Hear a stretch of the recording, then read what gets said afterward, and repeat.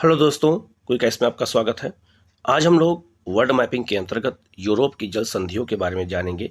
इससे पहले वाली जो क्लास थी मैंने उसमें एशिया की जल संधि के बारे में बताया था और हमारे चैनल द्वारा वर्ल्ड मैपिंग की क्लास शुरू कर दी गई है और अलग अलग टॉपिक को बिल्कुल मैप के थ्रू बताने का प्रयास करेंगे जिससे हर चीज़ आप लोगों को बिल्कुल याद हो जाए।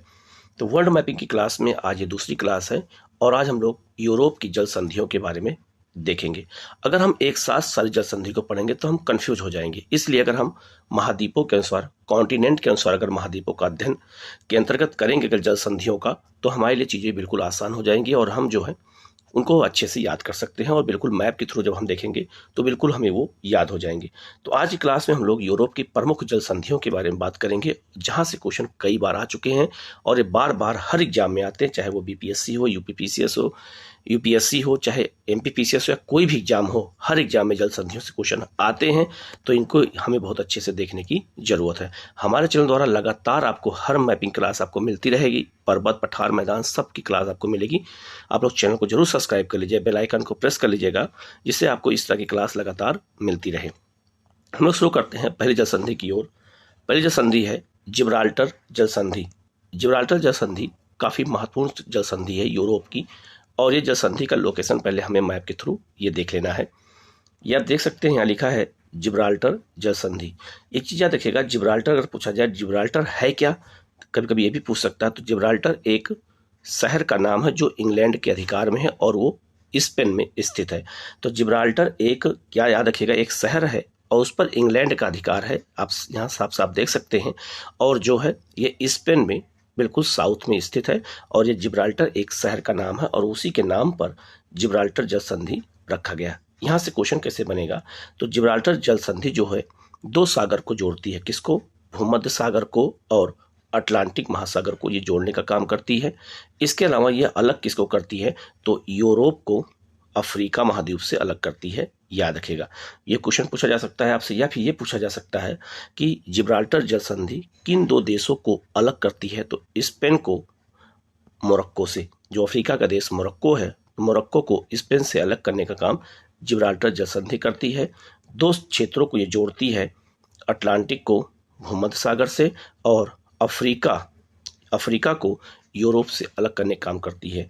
जिब्राल्टर जल संधि को याद रखेगा, इसे भूमध्य सागर की कुंजी भी कहा जाता है। ये भी याद रखेगा, इसे भूमध्य सागर की कुंजी कहते हैं। बिल्कुल सकरा क्षेत्र है और यहीं से भूमध्य सागर में प्रवेश किया जाता है और यहीं से अटलांटिक महासागर के लिए जहाज आते और जाते हैं। तो काफ़ी महत्वपूर्ण जल संधि ये है, आपको इसको याद रखना है। इसकी लोकेशन अगर हम देखे रहेंगे तो हमारे दिमाग में रहेगा और बिल्कुल हमें याद हो जाएगा। आप यहाँ देख सकते हैं, ये इसके बारे में लिखा है कि यूरोप स्पेन को अफ्रीका मोरक्को से अलग करता है, अटलांटिक महासागर को भूमध्य सागर से ये जोड़ने का काम करती है।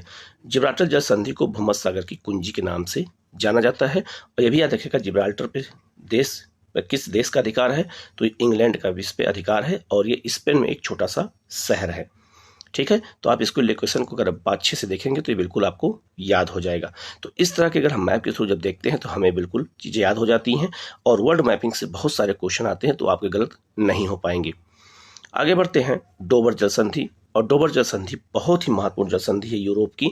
याद रखिएगा, ये पूरा है फ्रांस देश है, ये बेल्जियम है और आपका ये इंग्लैंड है। तो इंग्लैंड और फ्रांस के बीच में डोबर जल संधि स्थित है। आप ये देख सकते हैं, ये किसको जोड़ती है, तो उत्तरी सागर को इंग्लिश चैनल से जोड़ती है। आपसे पूछा जाएगा कि इंग्लैंड और फ्रांस के बीच में कौन सी जल संधि है, तो वो है आपका डोबर जल संधि। किन दो सागर को ये जोड़ती है, तो ये इंग्लिश चैनल को उत्तरी सागर से जोड़ती है।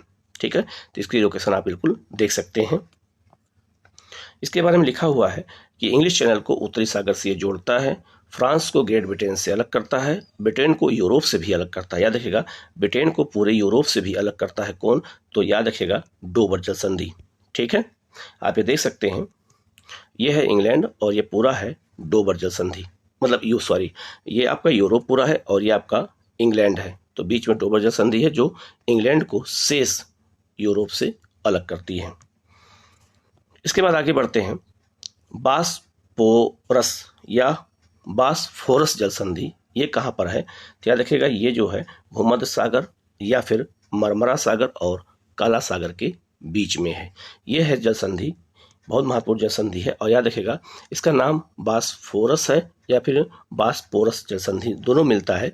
याद रखिएगा ये पश्चिमी तुर्की है जो यूरोप में है, और इसकी राजधानी इस्तांबुल है, और ये मुख्य तुर्की की मुख्य भूमि है। और इन्हीं के बीच में याद रखिएगा कौन सा जल संधि है, तो उसका नाम है बॉस्फोरस जल संधि है। ये काफ़ी महत्वपूर्ण जल संधि याद रखिएगा, क्योंकि आजकल चर्चा में भी रही है, तो इसलिए बहुत महत्वपूर्ण है। और ये किसको जोड़ती है, तो मर्मरा सागर को काला सागर से जोड़ती है, या फिर मर्मरा सागर को भूमध्य सागर से भी इसको जोड़ती है ये। तो इस तरह के क्वेश्चन आपसे अगर पूछे जाएं तो आपके गलत नहीं होने चाहिए। और ऐसी जल संधियों के बारे में पूछा जाता है एग्जाम में जिनके बारे में लोग सुने भी नहीं होते हैं, इसलिए काफ़ी महत्वपूर्ण जल संधि है। आप यहाँ देख सकते हैं तुर्की के इस्तांबुल को तुर्की की मुख्य भूमि से अलग करती है, मर्मरा सागर को काला सागर से जोड़ती है। रूस यूक्रेन युद्ध से बॉस्फोरस संधि का महत्व बढ़ गया है, मैंने अभी बताया ना, क्योंकि रूस और यूक्रेन युद्ध चल रहा है तो उसमें इस जल संधि का महत्व काफ़ी बढ़ गया है, इसलिए एग्जाम में आपसे ये पूछा जा सकता है। इसके अलावा यूक्रेन, रूस, रोमानिया, बुल्गारिया के सामान आयात और निर्यात से के लिए प्रयोग भी किया जाता है। तो याद रखिएगा इसी रास्ते से रसिया और यूक्रेन के देशों के साथ व्यापार भी होता है। इसी रास्ते से व्यापार भी रसिया करता है, यूक्रेन करता है, रोमानिया करता है, ऐसे देश यहीं से व्यापार भी करते हैं। इसके बाद है नॉर्थ चैनल जल संधि। नॉर्थ चैनल जल संधि जो अगर की बात करें हम, तो नॉर्थ चैनल जल संधि ये है, इसे हम उत्तरी चैनल भी कहते हैं। ये किसको अलग करती है, तो याद रखिएगा ये जो है आपका आयरलैंड से पूरे इंग्लैंड का स्कॉटलैंड को अलग करती है। ये जोड़ती किसको है, तो याद रखिएगा उत्तरी अटलांटिक महासागर को ये जोड़ती है किससे, तो आयरिश सागर से जोड़ने का काम भी ये करती है। ठीक है, आप ये देख सकते हैं लिखा है ये उत्तरी आयरलैंड के उत्तर पूर्व और स्कॉटलैंड के दक्षिण पश्चिम में स्थित है। यह जल संधि अटलांटिक महासागर को आयरिश सागर से जोड़ती है। विश्व के जितने भी चैनल हैं उसमें यह सबसे ठंडी जल संधि है, याद रखिएगा बहुत महत्वपूर्ण, क्योंकि पानी बहुत ठंडा होता है।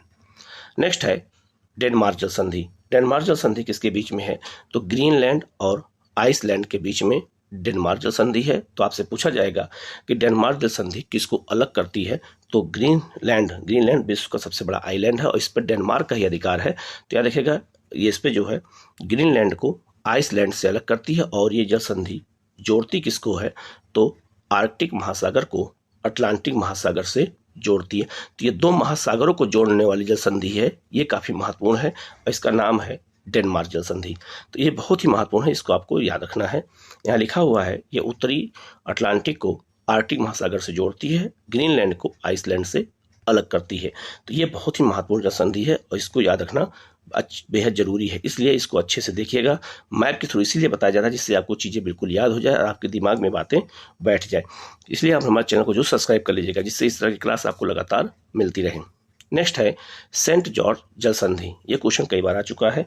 सेंट जॉर्ज जो जल संधि है, आप इसकी लोकेशन देख सकते हैं, ये भी आयरलैंड और वेल्स, ये वेल्स है या इंग्लैंड के बीच में स्थित है सेंट जॉर्ज जल संधि।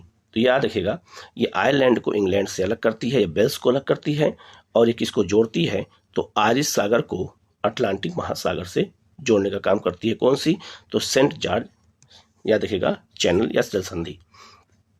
या उत्तरी अटलांटिक में स्थित आयरलैंड को वेल्स से अलग करती है और अटलांटिक महासागर को आयरिश महासागर से जोड़ती है। तो ये कुछ प्रमुख जल संधियाँ हैं, इनके बारे में आपको बिल्कुल याद रखना है। ये यूरोप की जल संधियाँ हैं और नेक्स्ट क्लास जो आएगी हम उसमें जो है उत्तरी और दक्षिणी अमेरिका दोनों की जल संधियों के बारे में बताएंगे कि उत्तरी अमेरिका और दक्षिण अमेरिका में कौन कौन सी जल संधियाँ हैं, उनकी जो है क्या विशेषता है और वो वहाँ से क्वेश्चन कैसे पूछे जा सकते हैं। तो इन जल संधियों के बारे में एक बार अच्छे से इनको देखिएगा। मैप के थ्रू जब इनको देखेंगे तो हमें बिल्कुल याद हो जाएंगे। आप हमारे टेलीग्राम चैनल को भी ज्वाइन कर सकते हैं, उसका टेलीग्राम का लिंक इसी वीडियो के कमेंट में शेयर कर दूंगा, तो आप ज्वाइन कर सकते हैं। वहाँ डेली टेस्ट होता है, आप टेस्ट भी दे सकते हैं। तो ये बहुत ही महत्वपूर्ण जल संधियाँ हैं, इनको आप लोग अच्छे से देखिएगा। किसी क्वेश्चन में कोई डाउट हो तो आप पूछ सकते हैं कमेंट करके। वीडियो कैसा लगा आप कमेंट करके बताइएगा। चैनल को लाइक सब्सक्राइब कर लीजिएगा, बेल आइकन को प्रेस कर लीजिएगा, जिससे इस तरह की नोटिफिकेशन आपको क्लास की मिलती रहे और आपकी क्लास लगातार चलती रहे। क्योंकि हर एग्जाम में एटलस पूछा जाता है, तो एटलस की क्लास अगर आपकी अच्छी चलती रहेगी तो आपका जो है एटलस भी काफ़ी मजबूत हो जाएगा। Okay, thank you.